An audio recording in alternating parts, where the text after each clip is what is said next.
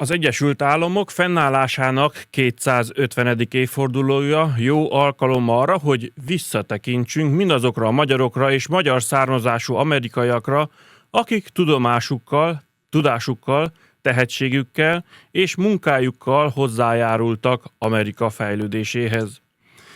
Ezeket sokszor kevésbé ismert történeteket mutatja be a Bridges of Greatness, Hungarian Americans Through History című új dokumentumfilm sorozat.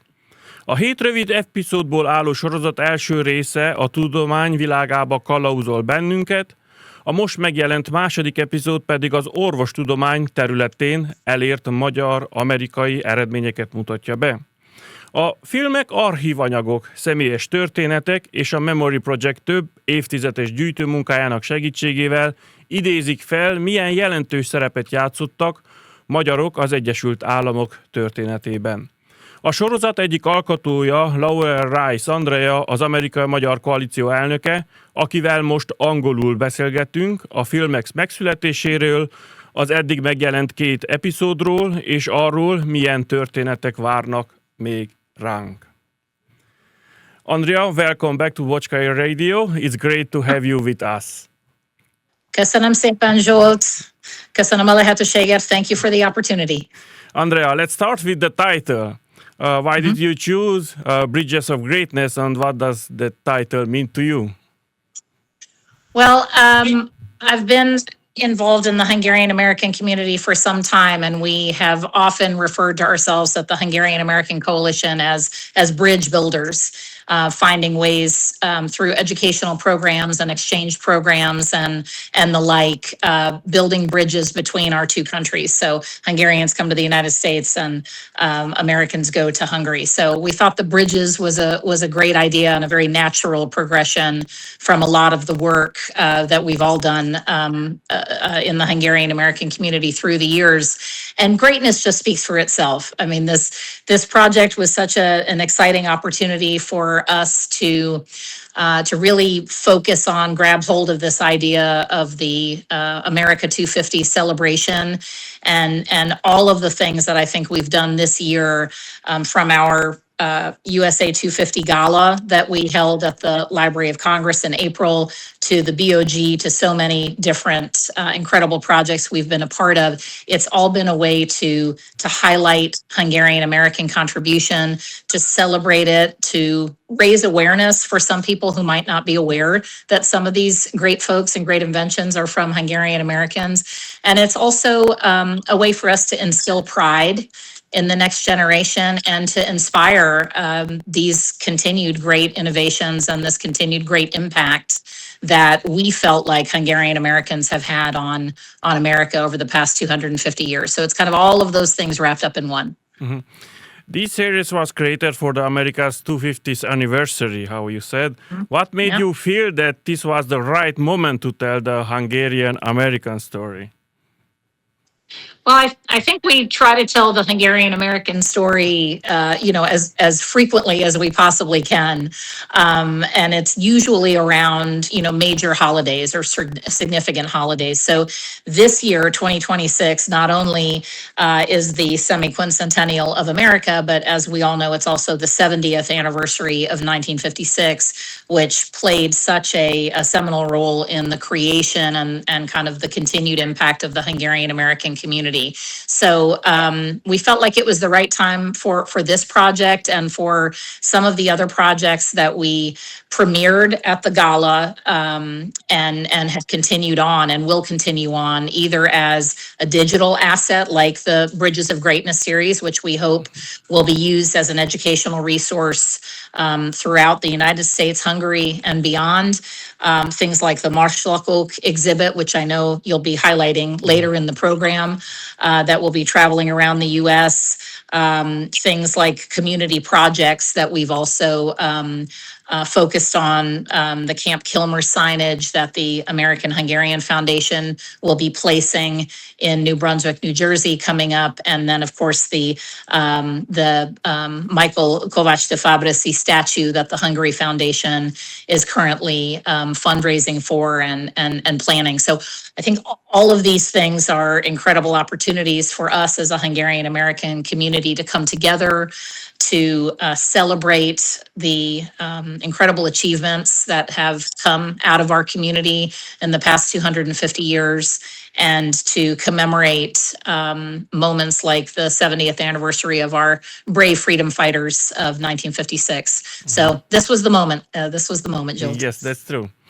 There are 7 episodes, each only about 5 minutes long. How difficult is to tell the 250 years of history in such short format? Yes, Reka and I struggle with that for every episode, I have to say.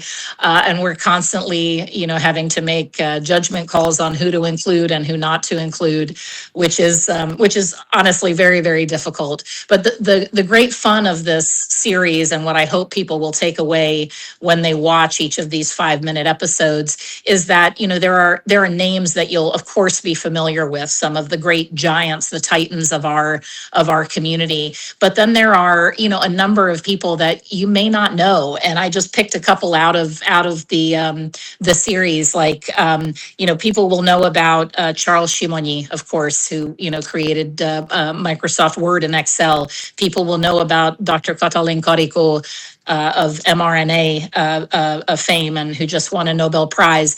John von Neumann, who really created the architecture of the modern day computer. But you may not know about Géza von Jakul, who's the father of laser surgery, which is a huge innovation in medicine. You may not know that John D. Hertz was a Hungarian American who founded the Yellow Cab Company and then later pioneered the modern rental car industry. Maria Telkes, who is known as the Sun Queen, made great innovations and great strides in solar energy. So there's so much for us to be proud of, and those are just a handful of people that I've mentioned across a couple industries. So each of these episodes is packed full of names, innovations, impact that Hungarian Americans have had that I think most people wouldn't be familiar with. And let me just mention one thing, if I might. This book is one that we gave out at the gala, and it is The Pioneers of Liberty and Legacy. We did this together with the American Hungarian Foundation, and it's roughly 130 pages of 150 Hungarian Americans across 12 different industries. We did kind of in parallel to the Bridges of Greatness, and there's quite a bit of overlap. So you'll really get a good idea of the kind of impact that Hungarian Americans have had if you watch the videos, or if you have a copy of this book. And we're hoping that each of them will be an educational resource on its own, that will be used, across the United States and Hungary and beyond. As I mentioned, we're thankful for the generous support from the Hungary Foundation and the Tulipan Foundation for this program, and we're also working with some partners. Like we're working with the U.S. Embassy in Budapest, who will be helping send out this information to their America's Corner, the American Corners project that they have, and so it's a great way for us to disseminate this information. We're hoping schools will use this. And perhaps in the future, we'll be able to create, educational workbooks that you can use side by side. It's one incredible story of Hungarian immigrants. Of course, America is made up of so many of them, of these incredible stories of immigrants who've come to the United States, embraced their new country, made an incredible impact. Of course, we're going to focus on the Hungarian Americans and think that's the greatest of all, but it's one thread of many, I think, that we can highlight during this anniversary year. Mm-hmm. Let's go back to the series. The first episode focuses on science, the second one on medicine. Why did you choose these two fields to open the series, and what are the others about? So the very first episode that we kind of launched this all with was the trailer for the USA 250 Gala, and there we told kind of the overarching story. That's also available on 56films.com on the YouTube channel, and then we went into science and medicine.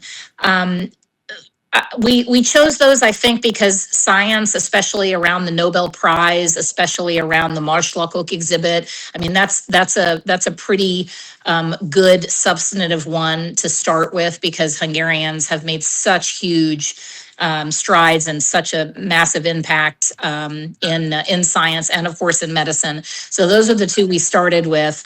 And then, because we have 7, I had to print out some of my notes here, but the third that we're working on right now is politics, civil, and military service. So there's kind of a lot packed into one episode, and that will highlight people like Kovács de Fabrici, for example, the founder of the U.S. Cavalry, Joseph Pulitzer, and then it goes on to Tom Lantos, who was congressman in California for many years, who was the only Holocaust survivor to serve in the U.S. Congress, and of course Governor George Pataki, who grew up on his Hungarian grandfather's farm in Peekskill, New York, and I think is most famous for being the mayor of New York. The governor of New York during the 9/11 terrorist attack. So these are just a handful of the stories, but of course there are many more. This will be out within the next couple of weeks. The one after that is business and innovation. Again, action-packed. I'm sure people can rattle off some of these names. We have Tamás Péterfi, Charles Simonyi again, Stephen Udvarházy, and then Andy Grove, Les Vadas, Augustin Haraszti, my personal favorite. He revolutionized the wine industry. This cannot be understated in its importance. And then Estee Lauder and maybe a lesser known Eugene Fodor of the Fodor guidebooks. So there's so many great stories. And again, these are just a snippet, and these are just a handful of people that we're able to highlight, but hopefully it will pique people's interest, and they'll go digging for additional information. Then number 5 is, oh, sorry, go ahead. Did you have a question? No, just continue, please. Number 5 is art, culture, and design. And that's also, kind of encompassing several different industries. We have Judith Lieber, who designed some of the most famous and intricate handbags, to Laszlo Moholy Nagy, who I think most people know is incredibly influential, all the way to Robert Capa, who redefined photography, war zone photography. Hollywood and entertainment is number 6. I mean, I don't even know how we were able to choose, or how we will be able to choose just a handful. Of course, William Fox, Adolf Zukor, Michael Curtis. Then you have, huge names who were influential even before there were influencers, like Zsa Zsa Gabor. You have Harry Houdini, Hedy Lamarr, lots of incredible names there in both Hollywood and entertainment. And again, that just skims the very surface.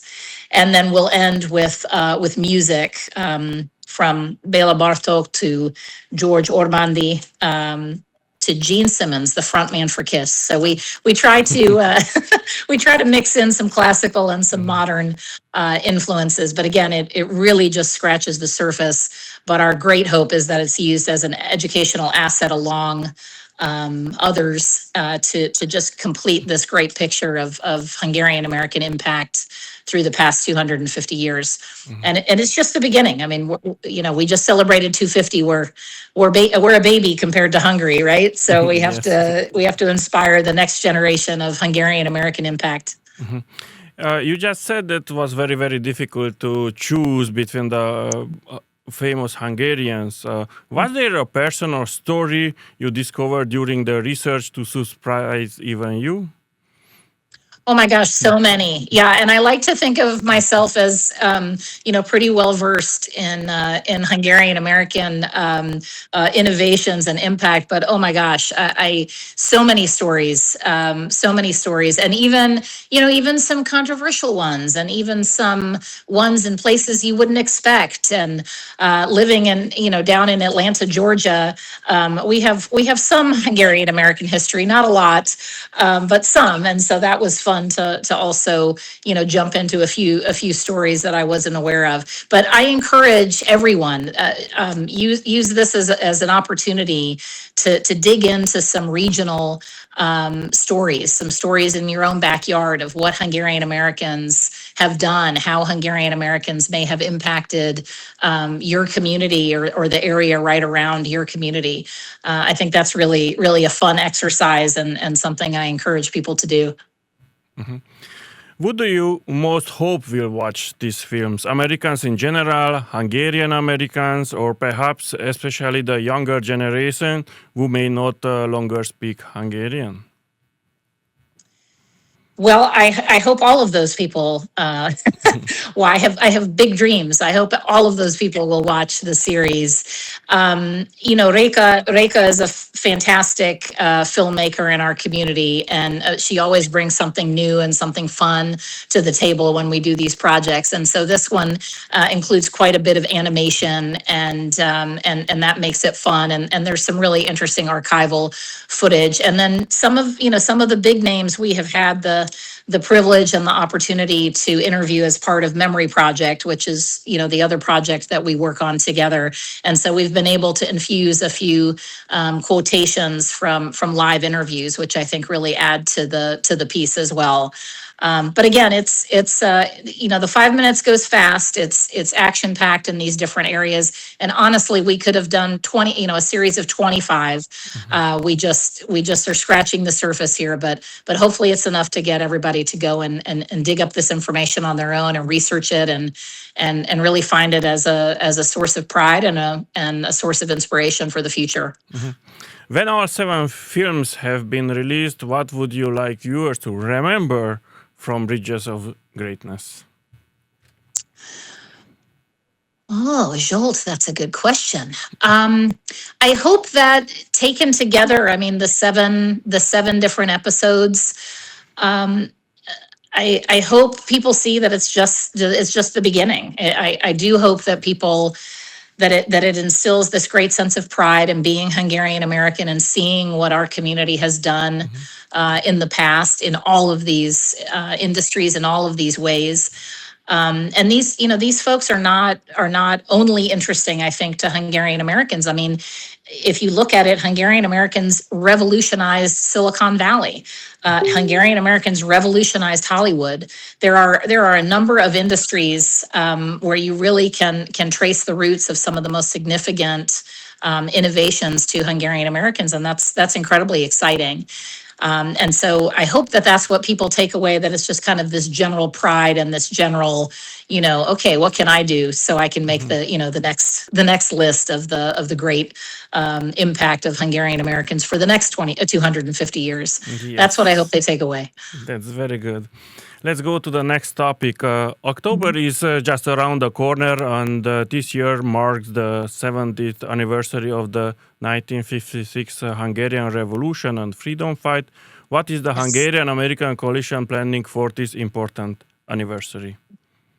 Well, we have a number of different plans. As I know, there are plans all across the community and certainly in Hungary to commemorate and to celebrate. I always get into a little bit of trouble with my mom, who left in 56 and was 14 when she witnessed the revolution on Morisig Monkörter with her family, because she doesn't like that I say that I celebrate it. But it is a moment in time when everyone in the world was focused on Hungary and watching and rooting on the Hungarian freedom fighters.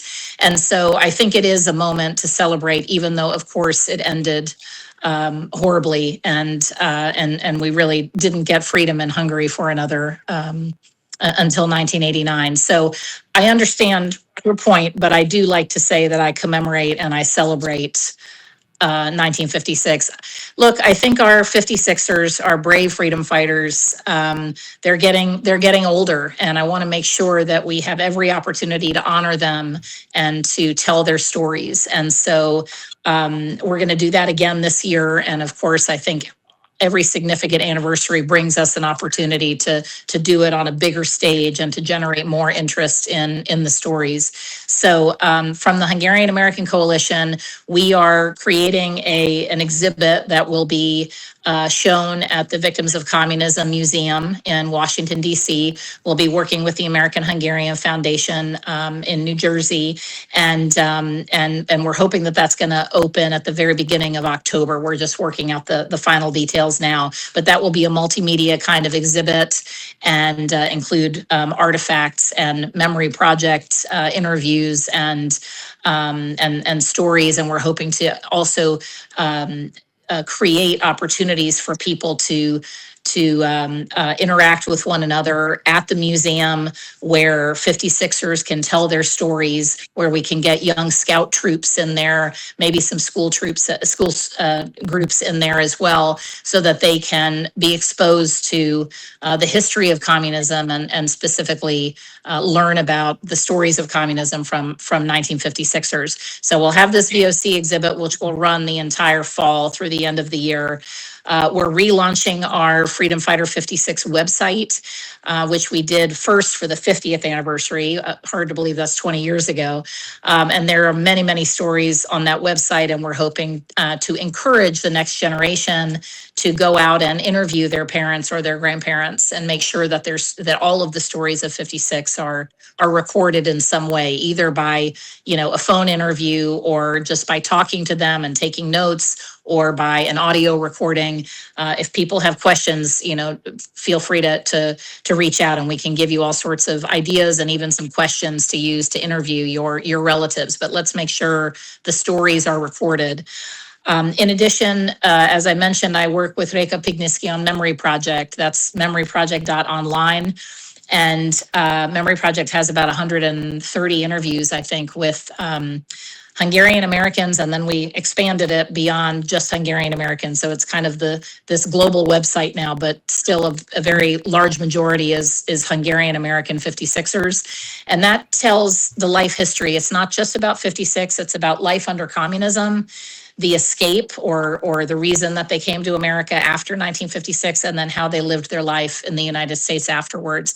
And these are also really important and impactful stories of how these 56ers came to America, created organizations, made statues, built businesses, built families, and made a huge impact on their new country. So every day in October, Memory Project will be posting and highlighting another story of a Hungarian American 1956er. So we're very excited about that. And then, as I mentioned briefly, one of our community projects from the USA 250 Gala that we held, we will be donating to the American Hungarian Foundation as they create new signage to be displayed at Camp Kilmer, where so many refugees came in New Jersey through Camp Kilmer and started their new life in America. So they're creating a beautiful new historic sign,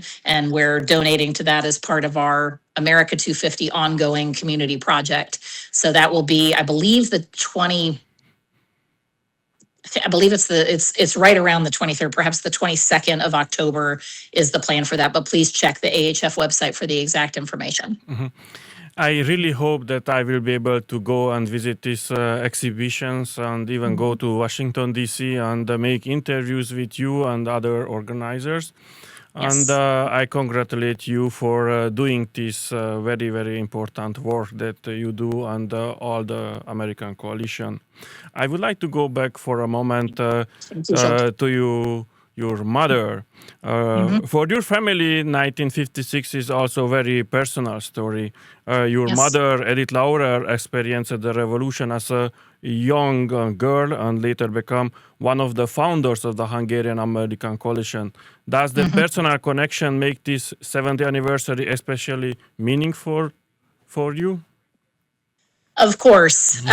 Yeah, absolutely. My mother, Edith Kischlauer, is my inspiration in so much of what I do. And I think a lot of the coalition work. She really was quite a trendsetter when the coalition was founded. And I still look at so many of the pictures from those early days, and she's often the only woman in the room fighting the good fight and representing Hungarian Americans and 56ers. So I'm immensely proud of her.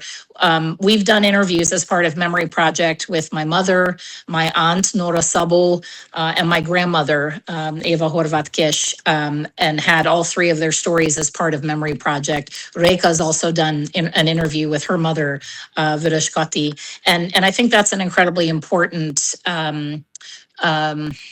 reason why we do what we do. And I don't want to speak for Réka, but we've had this project for over 10 years now. And I know we've often talked about one of the major motivations for her is that she was never able to get her father's story of 56 before he passed away. And so that's been a real motivation and a reason for us pushing forward on this project 10 years later. We want to make sure that these stories are recorded and that they're preserved, because I think it's different it's important if you read a book, obviously, it's important that you hear about these stories and that you read these stories. But I think it's even more impactful when you see somebody tell the story in their own words and you can see and feel the emotion coming through. And so that's the reason we started Memory Project 10 years ago. I'm thrilled that we have interviews with my mom and others. Probably one of the best memories of the early days of Memory Project is when we did interview my mother and my son, John Patrick, who just started college, was 8 years old, and he was sitting underneath the chair listening to the interview as it was happening. My son Miklos, he was currently in Erde in Transylvania as part of the Reconnect Hungary and Reconnect Transylvania program. He just visited the apartment in Mori Zsigmond Körtér and saw the patika, the pharmacy where my grandmother worked during 1956, because nobody was able to get to the pharmacy because of the villamoshes, the trams were all overturned. So there was no public transportation. So my grandmother, because they lived right next door, went down to the pharmacy and she was able to provide treatment to freedom fighters who couldn't go to the hospital because they would risk being arrested. So it is a very personal story to me. It's a big motivation for a lot of what I do. I'm incredibly proud of what my entire family did, the role that each of them had. And I think it's important that we tell that story, especially now where there are some people in America who are starting to flirt with the idea of communism here, and that's very scary. And I think we need to make sure that the story is told so that people are well informed of what life under communism really is like.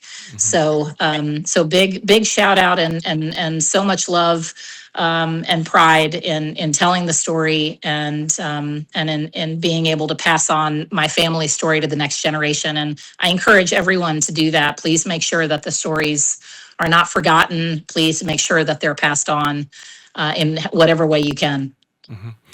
Thank you so much, Andrea. Thank you for joining us, and congratulations to you and Réka for the entire team that you are doing with this film. And we look forward to the next episodes of Bridges of Greatness. And I hope we going to see all of 7 this year. Am I right? That's the plan. I'm also hopeful for that. We're getting to work, Joel. Don't worry. Thank you so much, Andrea, and see you next time. And I hope you're going to share a lot of good news and story with us. Great. Thank you, Joel. Köszönöm a lehetőséget. Örömmel. Szervusz. Thank you so much.